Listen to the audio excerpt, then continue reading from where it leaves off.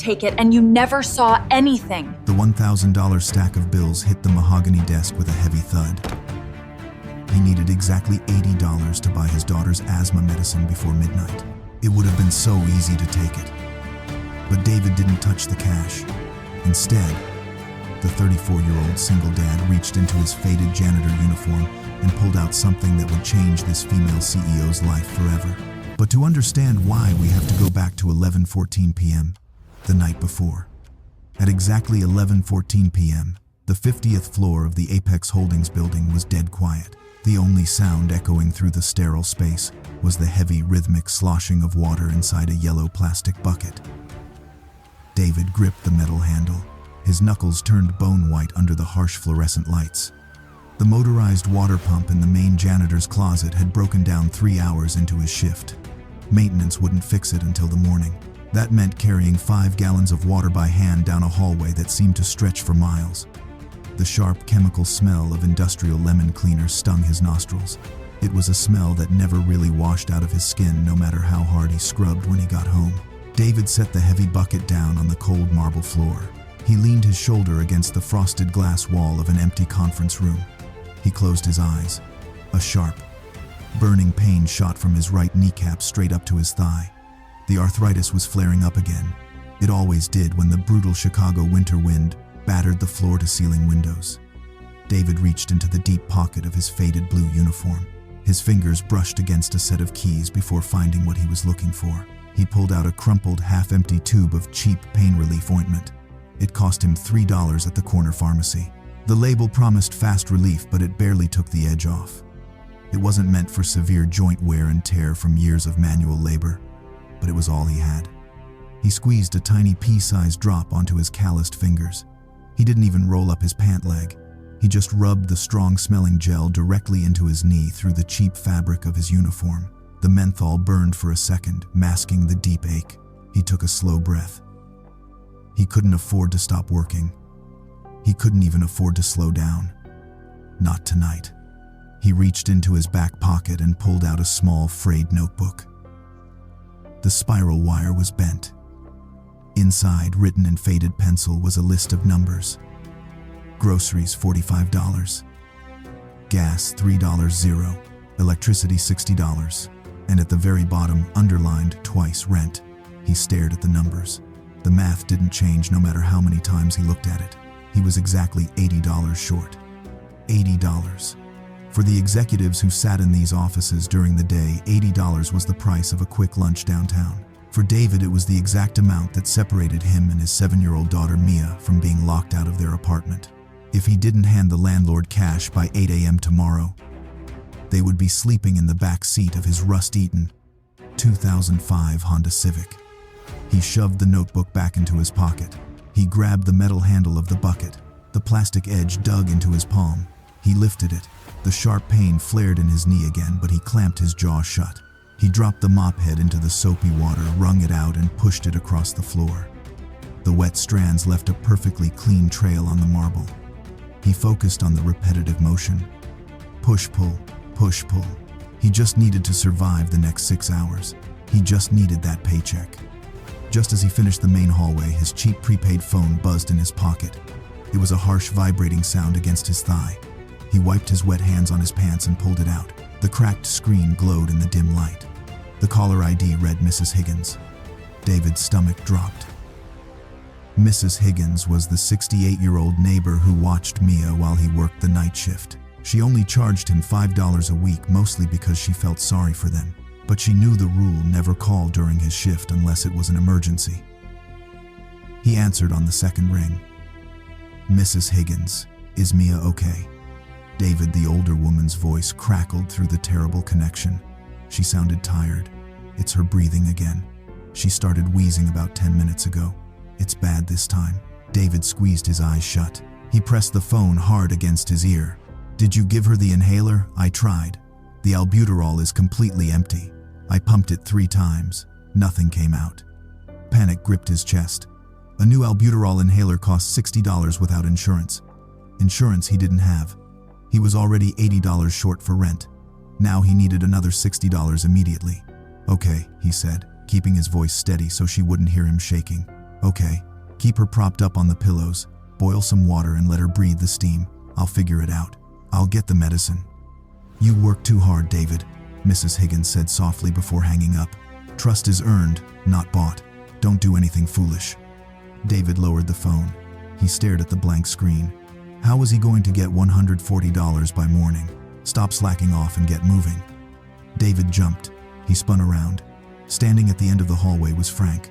The night shift building manager stood with his arms crossed, a heavy metal clipboard tucked under his arm. Frank was the kind of man who loved the tiny amount of power his job gave him. He thrived on making the cleaning staff miserable. I wasn't slacking, Frank. I don't care, Frank snapped, walking forward. His heavy boots clicked on the marble floor. Change of plans.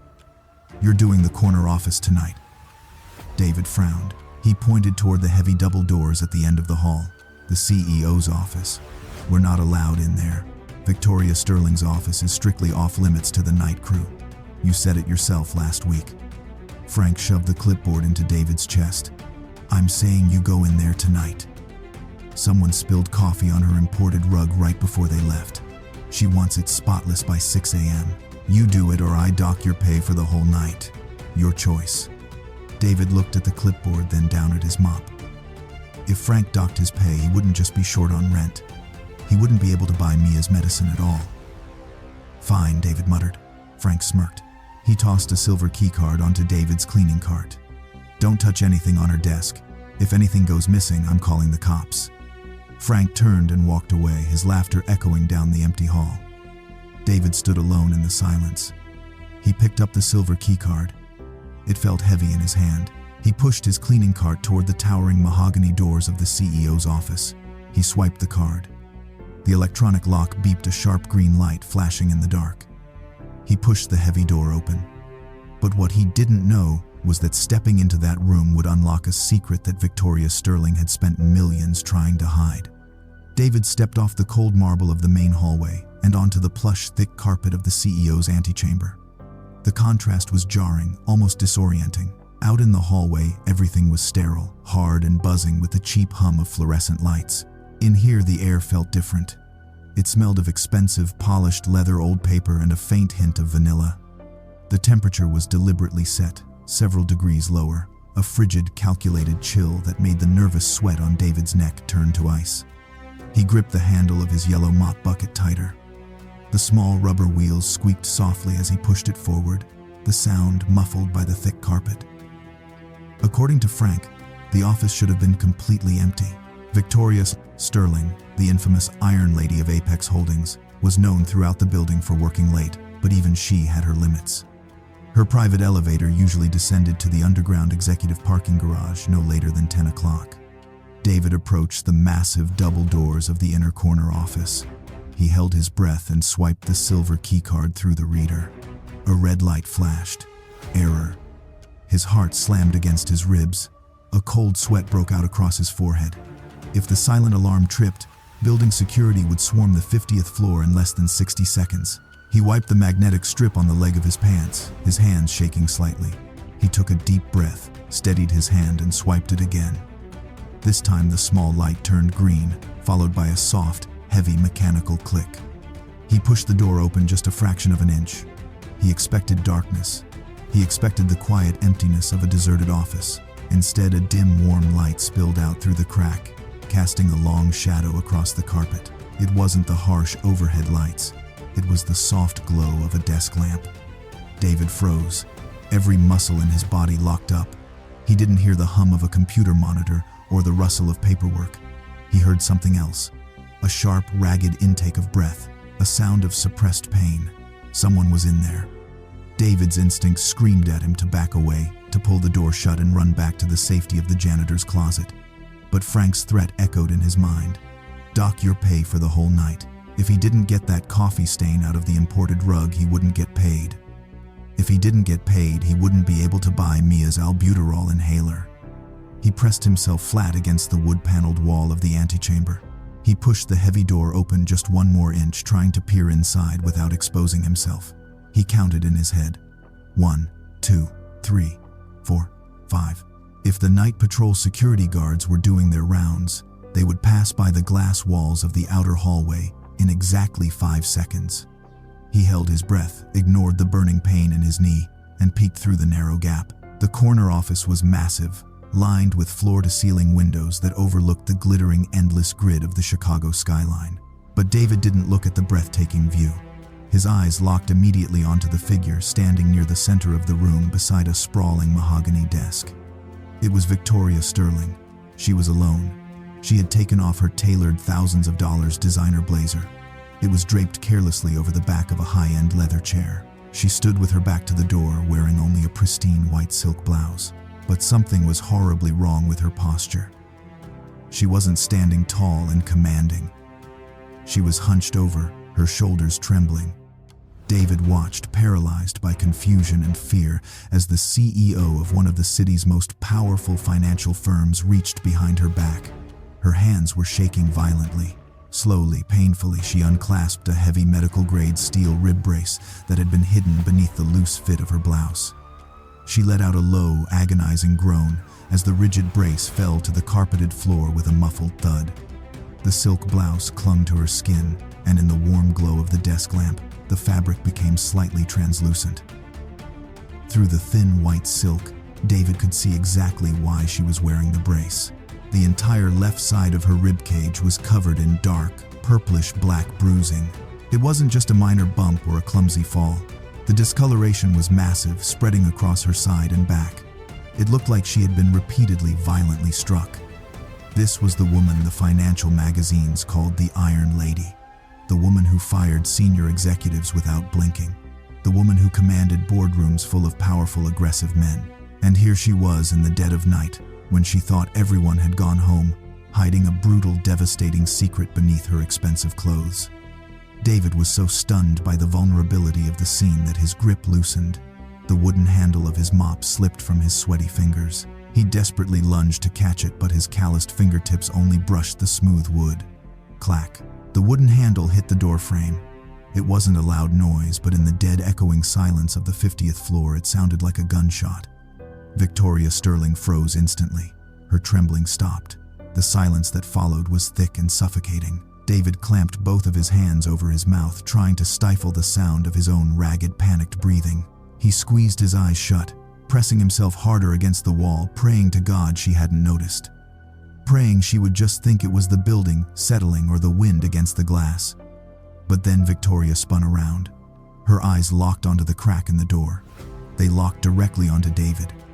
For a split second, time completely stopped. The air in the room felt like it had been sucked out. David saw her face clearly in the dim light of the desk lamp. He expected to see the cold, calculating fury she was famous for. He expected the arrogant glare of a powerful CEO looking at a peasant. But that wasn't what he saw at all. He saw pure, unadulterated panic. He saw the profound, crushing shame of a powerful person whose deepest, darkest vulnerability had just been violently exposed to a complete stranger. Her eyes were wide, her lips parted in shock. Then the panic morphed into something far more dangerous. Her eyes narrowed into slits. Her jaw clenched so hard the muscles in her neck stood out. The shame transformed instantly into a cold, terrifying rage. The glare she shot him wasn't just anger. It was a desperate attempt to regain control. She lunged forward hastily, trying to pull the silk blouse down, trying to cover the massive bruises on her ribs. In her frantic, uncoordinated movement, her hand clipped the edge of the mahogany desk. The ceramic coffee mug, the exact one Frank had sent him to clean up, tipped over. It shattered against the wood, spilling dark, cold liquid all over a stack of financial reports. "Who's there?" Her voice cracked. It wasn't the commanding tone of a CEO. It was shrill, trembling, and laced with absolute terror. "Security. Security." David didn't wait for her to hit the panic button under her desk. Survival instinct completely took over. He dropped the mop on the floor. He turned and bolted. He didn't run to the elevators. The cameras in the lobby would catch him immediately, and the guards would be waiting at the bottom. He sprinted down the long, carpeted hallway toward the emergency stairwell at the far end of the floor. His bad knee screamed in agony with every heavy step, sending sharp electric shocks up his thigh and into his spine. But the massive spike of adrenaline pushed the pain down, forcing his legs to move faster than they had in years. He burst through the heavy metal fire doors and practically threw himself down the concrete stairs. He descended 2 steps at a time, his hand burning against the metal railing. He left his yellow bucket in the hallway. He left his cleaning cart. He left the silver keycard. He didn't stop running until he reached the basement locker room 20 floors down. He collapsed onto the cheap wooden bench, gasping for air, clutching his chest. His heart hammered against his ribs like a trapped bird trying to escape. The sweat poured down his face, stinging his eyes. He buried his face in his calloused hands. It was over. He had just walked in on the CEO of Apex Holdings in her most humiliating, secretive moment. He hadn't just lost his night's pay. He had lost his job. Tomorrow morning, Frank would fire him the second he walked through the door. He wouldn't get the $80 for rent. He wouldn't get the $60 for Mia's medicine. He was going to lose everything. The rest of the night was a blur of agonizing dread. David didn't sleep a single wink. At 3 a.m., sitting in his tiny, drafty apartment, he listened to the worst sound a father could ever hear. From the other side of the thin bedroom wall, Mia started coughing. It wasn't a normal cough. It was a deep, wet, rattling sound, followed by a terrifying wheeze as her small lungs fought for air. David bolted from his worn-out armchair. He rushed into her room. Mia was sitting up in bed, clutching her faded fleece blanket to her chest. Her small face was pale, her lips tinged with a frightening shade of blue. She looked at him with wide, terrified eyes. "Dad," she gasped, her voice barely a whisper. "Can't breathe." David's hands shook uncontrollably as he grabbed the plastic albuterol inhaler from the nightstand. He pressed it to her lips and pushed down on the canister. He prayed for the hiss of the life-saving medicine. Nothing. It was completely empty. He pumped it again and again. Just hollow clicks. The reality of his situation crashed down on him with the weight of a freight train. He had no money. He had no medicine. He had just lost his job. He had failed her. He grabbed a steaming towel from the bathroom, propped her up against the pillows, and let the warm moisture ease her airways. It took nearly an hour, but finally her breathing slowed to a manageable rattling rhythm. She fell into an exhausted sleep. David sat on the floor beside her bed, his head resting against his knees. The crushing weight of absolute hopelessness settled over him. He knew what was coming. He stood up slowly, walked into the living room, and pulled a cheap canvas duffel bag from the closet. He started packing. There was no point in waiting for the landlord to kick them out. He wouldn't have the $80 for rent. He was fired. He just had to wait for the official call from Apex Holdings' HR department to finalize his termination. He packed Mia's clothes first, folding them neatly. His vision blurred with hot, angry tears. He had done everything right.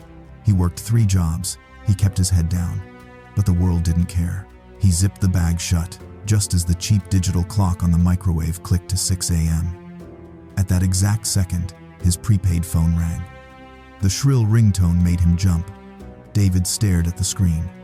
It wasn't an unknown number from HR. It was Frank. He answered it, bracing himself for the abuse. "Yeah, get down here," Frank growled. "Now." David didn't argue.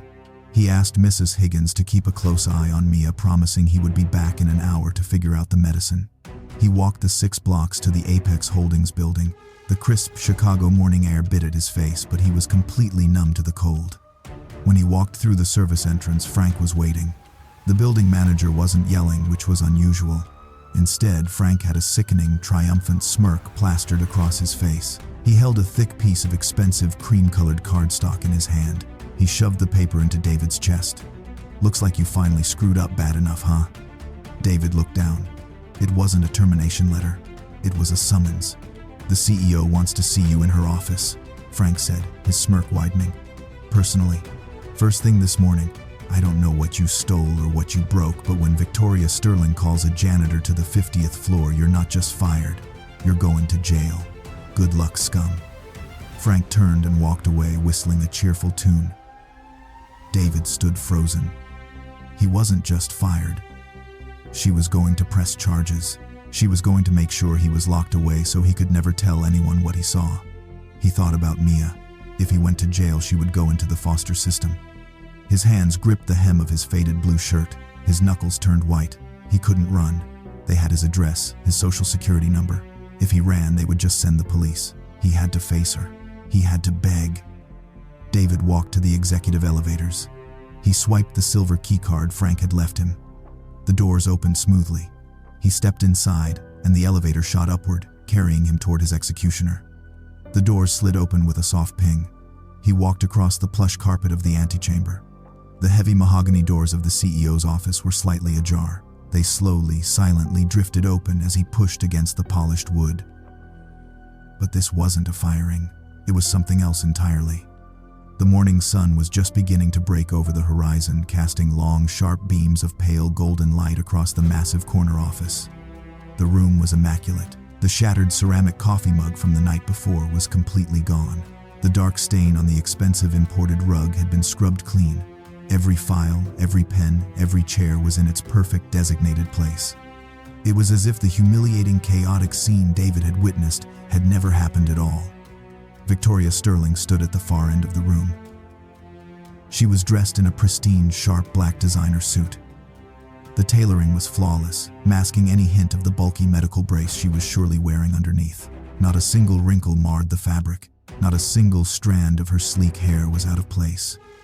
She stood with her back to him, her hands clasped behind her, staring out the floor-to-ceiling windows at the sprawling, waking city of Chicago below.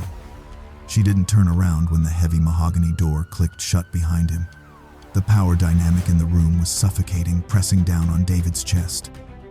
He stood awkwardly near the entrance, his hands clasped tightly in front of him, feeling the dirt under his fingernails. He looked down at the floor. The visual contrast was jarring.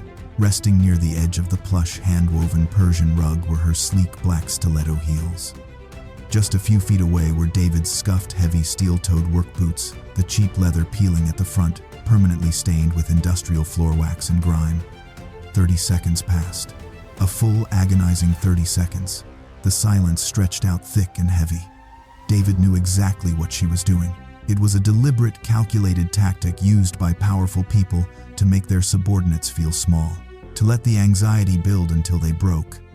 David couldn't take the quiet anymore. "I didn't steal anything," he blurted out. His voice sounded painfully loud, almost desperate in the quiet room.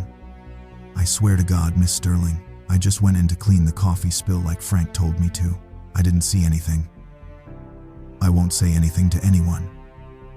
Victoria finally turned around. Her face was an impenetrable mask of cold, hard stone.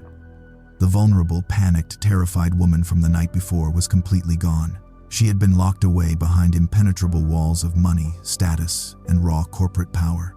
She slowly walked over to her massive mahogany desk, her heels clicking sharply on the hardwood border of the floor. She didn't speak. She just looked at him. It was the same look. The glare. It wasn't the panic he saw last night. It was the look he received from executives in the elevators every single day. A look that clearly communicated he was less than human. A smudge on the glass. A problem to be handled. It made a hot flush of anger rise in David's chest. He clenched his jaw, forcing himself to hold her intimidating gaze. He wouldn't let her break him. Not when Mia's entire future was on the line. Victoria reached into the inner pocket of her tailored black blazer. Her movements were smooth, deliberate, and entirely devoid of emotion. She pulled out a thick, heavy, rectangular object tightly wrapped in a crisp white bank band. Without a single word, she tossed it onto the polished wood of the desk. Thud.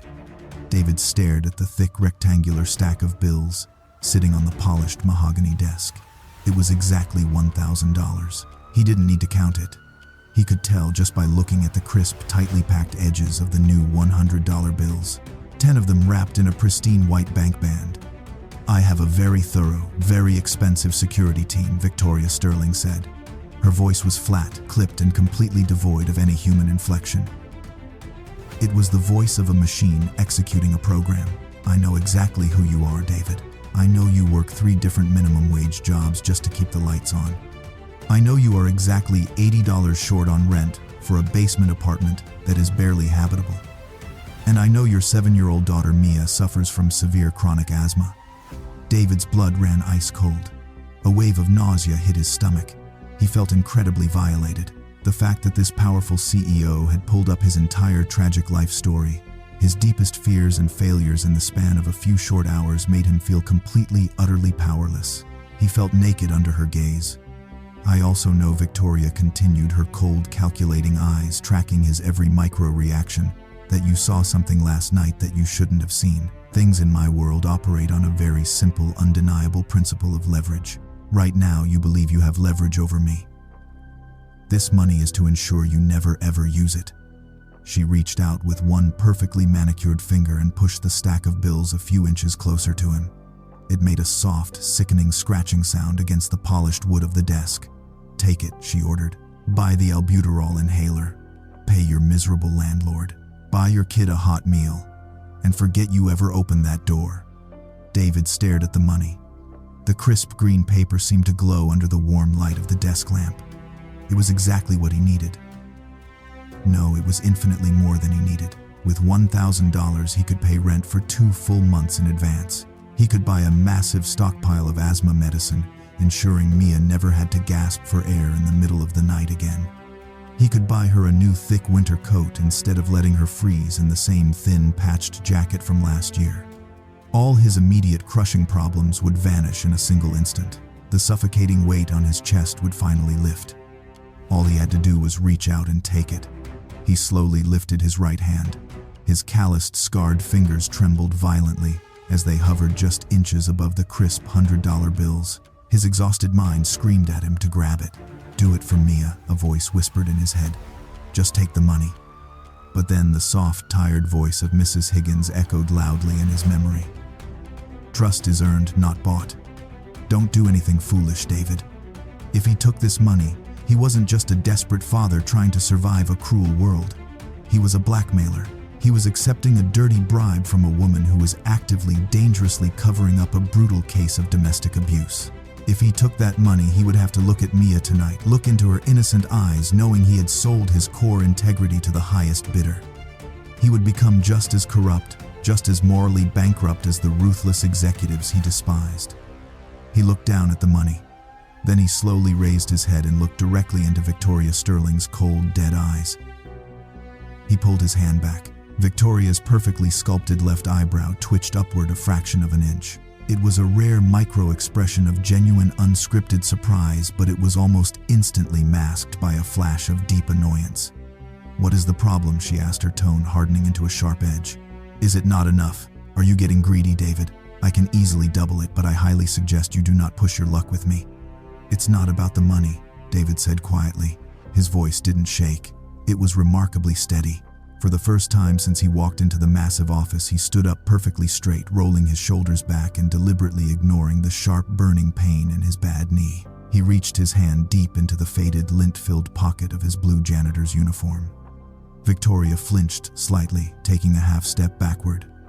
Her hand dropped instinctively beneath the desk, her fingers hovering over the silent panic button hidden under the wooden lip.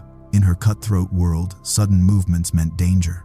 She fully expected him to pull out a smartphone with a camera, a hidden recording device, or perhaps even a weapon. Instead, David pulled out a crumpled, battered, half-empty tube of cheap, generic pain relief ointment. The paper label was peeling off, stained with grease. It was the exact same $3 tube he had rubbed onto his arthritis the night before. He stepped forward, closing the distance between them. He didn't throw it. He didn't act aggressive. He gently, carefully placed the battered plastic tube on the edge of her pristine, expansive mahogany desk. He set it down softly so it wouldn't make a sound. The visual contrast between the cheap, ugly drugstore item and the CEO's flawless, expensive office was staggering. "I didn't see anything last night, Miss Sterling," David said, his voice completely calm, carrying a quiet, unshakable dignity. "I don't blackmail people. I'm just a janitor trying to raise my daughter, and you don't owe me a single dime to keep my mouth shut." He pointed a calloused, dirt-stained finger at the small tube of ointment resting on the wood. "But you should really ice those ribs. And this stuff. It helps with the deep, throbbing aches when the heavy bruising sets in. It burns a little at first, but it works." Victoria Sterling stared down at the cheap plastic tube. Her jaw dropped slightly, her lips parting in shock. The impenetrable, terrifying mask of the Iron Lady cracked wide open, revealing a flash of absolute, profound confusion. In her ruthless corporate world, every single person she interacted with wanted something from her. Everyone had an angle. Everyone had a price. The very concept of pure, unadulterated empathy from a man who was literally facing eviction and starvation was utterly foreign to her brain. It computed as an impossibility. She looked from the cheap ointment up to David's exhausted face, her mouth opening to speak, to demand an explanation, but no words came out. Her vocal cords were paralyzed. "Have a good day, ma'am," David said softly. David turned his back on the CEO of Apex Holdings. He didn't ask for his night's pay. He didn't beg for his job back. He didn't ask for a letter of recommendation. He simply turned around and walked slowly toward the heavy double doors at the far end of the room. His bad knee flared with a white-hot pain on every single step, forcing him into a noticeable heavy limp as he crossed the plush Persian rug. But despite the agonizing pain, despite the undeniable fact that his boots were scuffed and his uniform was stained with sweat, David's posture remained rigidly straight. He looked taller than he had in years. He looked incredibly proud. He reached out, pulled the heavy mahogany door open, and stepped out into the quiet antechamber, letting the heavy door click shut softly behind him. He walked down the hallway to the executive elevator and pressed the down button. As the polished metal doors slid open, he stepped inside and leaned against the back wall. The harsh reality of his situation should have crushed him into dust. He was completely broke. He had no job.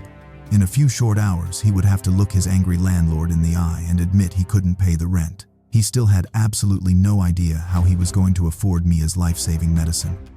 It was, by every logical mathematical metric, the absolute worst financial decision of his entire life. But as the elevator began its rapid stomach-dropping descent from the 50th floor, David looked at his reflection in the polished steel doors. The dark bags under his eyes were heavy. His face was deeply lined with exhaustion and stress. But for the first time in a very long time, he smiled. It wasn't a smile of joy. It was a genuine, quiet smile of a man who knew exactly who he was and exactly what he stood for. It was the best human decision he had ever made. He had kept his soul intact. Back in the corner office on the 50th floor, the silence was deafening. Victoria Sterling stood completely frozen behind her massive desk. The bright morning sun illuminated the $1,000 stack of crisp bills that remained completely untouched. But she wasn't looking at the money. The money didn't matter anymore. Her eyes were locked entirely on the crumpled $3 tube of pain relief ointment sitting awkwardly on the edge of her perfect desk. The Iron Lady, the most feared woman in Chicago finance, slowly reached out.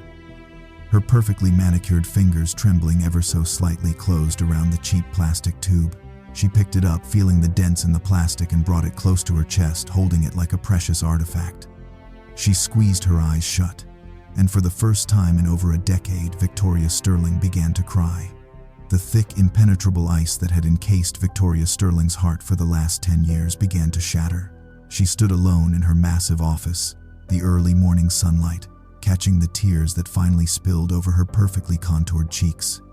For a decade, she had lived inside a gilded, suffocating cage. Her billionaire husband, a man adored by the media and feared by his rivals, was a monster behind closed doors. He controlled her money, her movements, and frequently through brutal physical force, her compliance. She had built her terrifying Iron Lady persona as a desperate defense mechanism, a shield to keep the world from seeing the battered, terrified woman underneath. Everyone in her life either wanted a piece of her fortune or was too terrified of her husband to help.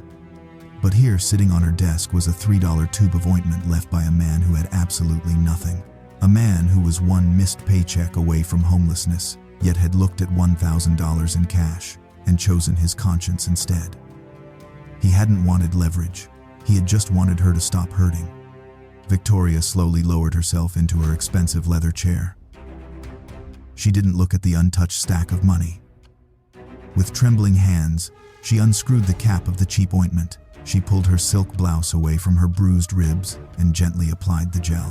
The harsh, minty smell of menthol filled the sterile air of the CEO's office. It burned intensely for a moment, just like David said it would. But then a deep, soothing coolness settled over the agonizing throb in her ribs. Victoria took a long, shaky breath. She wiped the tears from her face, her expression hardening, but this time it wasn't the cold mask of the Iron Lady. It was the fierce, burning resolve of a woman who had finally had enough. She picked up her desk phone. She didn't call her husband. She pressed the speed dial for the head of human resources. "This is Sterling," she said, her voice steady. "I need you to draft a new contract immediately, and I want the night shift manager Frank in my office in exactly 10 minutes." 3 miles away in a damp, freezing basement apartment, David taped up the last cardboard box. He had packed everything they owned. Mia was sitting on the worn-out sofa, clutching her favorite stuffed bear, watching him with wide, worried eyes. Her breathing was still a little shallow, but the steam had helped. Still, David knew they were living on borrowed time. It was 3 p.m. His landlord would be back from work in 2 hours, demanding the rent he didn't have. After that, they would be out on the street. Suddenly, a sharp, authoritative knock echoed on the thin wooden door. David froze. His stomach tied itself into a sickening knot. The landlord was early. Or worse, it was the police. Frank had said Victoria was going to press charges. He took a deep breath, plastered a reassuring smile on his face for Mia's sake, and walked to the door. He opened it slowly, bracing himself for the worst. Standing in the dimly lit hallway wasn't the angry landlord, and it wasn't a police officer. It was a man in a crisp, tailored suit, holding a sleek leather briefcase. He wore a laminated badge that read Apex Holdings, Executive Courier. "David?" the man asked politely. David nodded numbly. The courier reached into his briefcase and pulled out a thick, heavy envelope made of expensive craft paper. It was sealed with the embossed silver wax crest of Apex Holdings. "Miss, Sterling requested this be delivered to you personally with utmost urgency." The man handed the envelope to David, gave a curt nod, and walked away. David closed the door. His hands were shaking so badly he could barely grip the paper. This was it. The official termination notice. The eviction from the company system. He slid his calloused finger under the flap and tore it open. He pulled out a stack of crisp watermarked papers. He closed his eyes, took a breath, and looked at the first page. It didn't say termination. It said employment contract. David blinked, convinced his exhausted mind was playing a cruel trick on him. He read the words again. It was a contract for the position of head of daytime floor security. The salary wasn't minimum wage. It was printed clearly in bold ink, $3.05 an hour. But that wasn't what made David's knees buckle. Attached to the second page of the contract with a silver paperclip was a glossy blue plastic card. It was a Blue Cross VIP health insurance card. Premium top-tier coverage. Completely fully funded. There was a small, handwritten sticky note attached to the card. The handwriting was sharp, elegant, and precise. "Trust is earned, not bought. For Mia's albuterol. V.S." David stared at the note. Victoria hadn't just given him a job. She had used her personal executive authority to bypass the waiting period and secure immediate premium health care for his daughter. The crushing, suffocating weight that David had carried on his shoulders for years suddenly vanished. The tension in his chest snapped. He dropped the papers onto the cheap linoleum floor. He collapsed onto his knees in front of the sofa and wrapped his thick, calloused arms around his daughter. He buried his face in her small shoulder, and for the first time since his wife passed away, David sobbed. He cried, tears of overwhelming relief, the heavy, ugly tears of a man who had stared into the abyss and been pulled back from the edge. Meanwhile, back at the Apex Holdings building, Frank the manager was abruptly reassigned. Victoria Sterling had personally reviewed the security footage of Frank's abusive behavior toward the cleaning staff. Frank was stripped of his authority and assigned to the graveyard shift, scrubbing the grease traps in the basement cafeteria. The nightmare was finally over. 2 months later, the bright morning sun flooded the sprawling glass lobby of Apex Holdings. David stood near the executive elevators. He wasn't wearing a faded, stained blue janitor's uniform anymore. He wore a crisp, tailored, dark gray security suit. His posture was perfectly straight. The dark circles under his eyes were completely gone, replaced by a quiet, confident energy. Mia had received her new medication, and she hadn't had a single asthma attack in 6 weeks. The heavy glass doors spun open, and Victoria Sterling walked into the lobby. She looked different. The suffocating, terrifying aura of the Iron Lady had softened. The dark bruises were a thing of the past. Rumors had spread through the financial district that she had finally filed for divorce from her billionaire husband, taking half his company and destroying his reputation in the process. As she approached the VIP elevator, she made eye contact with David. There was no cold glare. There was no arrogance. Instead, Victoria offered a small, genuine smile and a brief, respectful nod. David nodded back, standing tall. Sometimes the true measure of a man isn't what he manages to take when the world is looking the other way. It's what he chooses to leave behind. Money can buy silence, leverage, and fear, but true trust can only be earned through the quiet, unshakable power of human decency. If you were standing in David's worn-out shoes that night, staring at $1,000 that could fix all your problems, would you have taken the money? Let me know in the comments below. And if this story moved you, please hit that subscribe button to hear more stories about the unseen struggles and silent victories of everyday heroes.